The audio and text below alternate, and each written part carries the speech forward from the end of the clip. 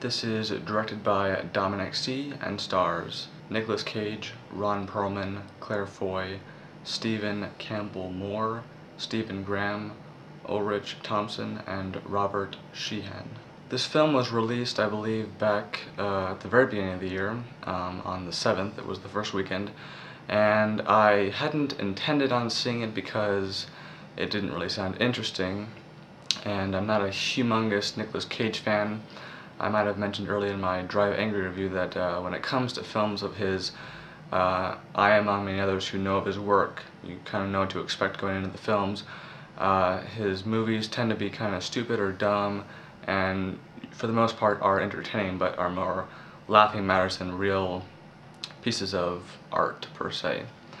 I didn't have a lot of expectations going into this. I was just kind of looking for a fun movie to spend an hour and a half on, and for the most part, that's what this does. The story is of a 14th century crusader who returns to a homeland devastated by the Black Plague.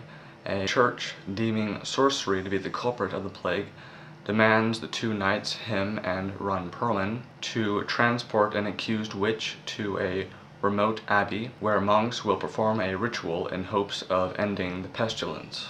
The script, for the most part, is pretty, well, it's, nothing Oscar-worthy, of course.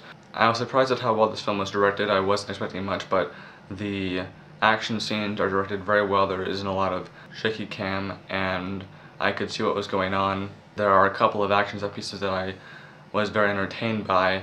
For the most part, this is kind of an average action film. There's nothing really special about it. Obviously, since this came out at the very beginning of the year, I would assume that those who had planned on seeing it have already seen it. But if you haven't, then I would suggest a rental.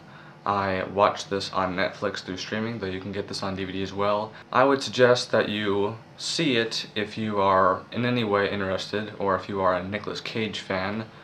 This will probably entertain you for the most part, although, like I said, nothing special. I am giving Season of the Witch 2.5 out of 5 stars.